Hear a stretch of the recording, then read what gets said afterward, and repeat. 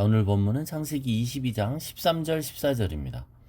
아브라함이 눈을 들어 살펴본즉 한 순양이 뒤에 있는데 뿔이 수풀에 걸려 있는지라. 아브라함이 가서 그 순양을 가져다가 아들을 대신하여 번제로 드렸더라.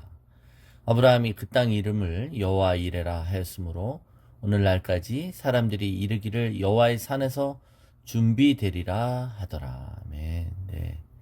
우리는 창세기 22장에 이삭을 바치는 아브라함의 이 사건을 통해 끝날 때까지 끝난 게 아니다라는 믿음의 이 속성들을 묵상하고 있죠. 우리 3번에 걸쳐서 최고의 악은 아직 오지 않았습니다. 그 말은 우리가 최고의 악을 경험할 때 거의 끝나간다는 것을 알 수 있습니다. 또한 하나님께 순종하려고 하는 의도만으로 끝난 게 아니었죠. 그 의지만 있는 게 아니라 실제로 행함이 필요했었다는 것입니다. 또 3번째로 아브라함은 죽음이 끝이 아니라는 것을 알고 있었습니다. 영원한 것은 하나님의 말씀이라는 걸 알고 있었죠. 변치 않는 것. 죽음이 끝이라고 생각하는 모든 사람들은 죽지 못하지만 죽음이 끝이 난 게 아니라는 걸 아는 사람은 하나님 말씀만이 중요한 것입니다. 오늘은 4번째로 끝까지 듣는 자만이, 끝까지 하나님 말씀을 기억하는 자만이 여호와 이레를 경험한다라는 겁니다. 자, 아브라함이 이삭을 번제로 드리려는 그 순간 하나님은 천사를 통해 죽이지 말라고 하셨습니다. 자, 히브리서 기자는 아들을 죽음 가운데서 도로 받은 것과 같다라고 말씀하셨죠. 여러분 청년이었던 이삭이 아버지가 자신을 번제로 드리려고 하는 것에 묵묵히 따랐죠. 그러니 아브라함의 희생과 아브라함의 믿음만 있었던 것은 아니에요.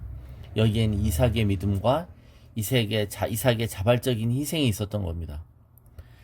자신이 아버지의 완력을 이길 수 있는 그런 힘이 있는 청년이었음에도 불구하고 그는 자기를 번제단에 올려놓고 묶임을 당하는 것을 스스로 감당했던 자입니다. 너희 몸을 거룩한 산제소로 드리라 라는 이 명령은 바로 이런 자세를 요구하는 것이죠. 우리가 우리 스스로 우리 자신을 번제의 제단에 올려놓고, 그쵸? 그게 바로 도살장에 끌려가는 어린 양이 스스로 목숨을 버리는 것과 같은 마음으로 그 위에 올라가는 것입니다. 그런 이삭이 하나님께서 스톱 하라고 하셨을 때 여러분 아버지와 아들이 얼마나 부둥켜 안고 엉엉 울었을까요? 하나님이 이제 너의 마음을 안다 라고 하셨을 때 그때 감사와 환희를 느끼면서 그동안 정말 묵묵히 질문도 하지 않고 반항도 하지 않고 회의를 나타내지도 않고 불평하거나 원망하지 않고 이 모든 3일간의 여정과 이 모든 번제를 드리는 이 모든 과정을 묵묵히 따라준 아들에게 고마움을 표했을 것입니다.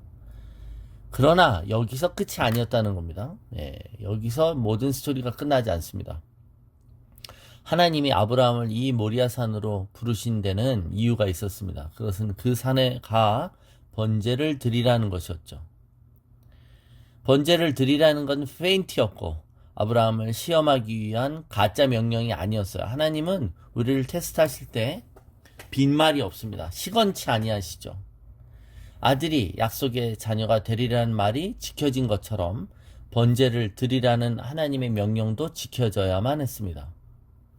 자, 13절에 보면 아브라함이 이삭을 도로 받은 후에 눈을 들어 살펴봤다고 말해요. 눈을 들어 살펴본 즉 한 순양이 뒤에 있는데 뿔이 수풀에 걸려 있는지라. 자, 순양을 아들 대신 희생제사로 드릴 때 하나님이 아브라함아 뒤를 돌아봐라. 저 수풀에 순양이 걸려 있다. 이렇게 말씀하신 게 아닌 것이죠. 그런데 이 순양은 바로 우연히 거기에 뿔이 걸려서 있었던 게 아니라는 걸 아브라함은 직감적으로 아는 것입니다. 이삭이 번제할 어린 양은 어디 있냐는 질문에 이삭에게 아브라함이 여호와께서 자기를 위하여 친히 준비하실 것이다 라고 대답했어요. 실제로 이것은 그냥 아들을 속이기 위한 말이 아니었던 것이죠. 하나님이 거짓말을 하지 않는 것처럼 아브라함도 이삭에게 거짓말하지 않았습니다. 선의의 거짓말을 한 것도 아닙니다. 실제 응답이 이루어졌습니다. 그러니까 여러분, 주위를 돌아봤을 때 뿌리 수풀에 걸린 순양을 보는 순간 아브라함은 직감적으로 알았습니다. 이것이 하나님께서 예비해 놓으신 제사용 순양이라는 것을 알았던 것이죠. 예. 자기를 위하여 친히 준비하실 것이라는 걸 알았던 거예요.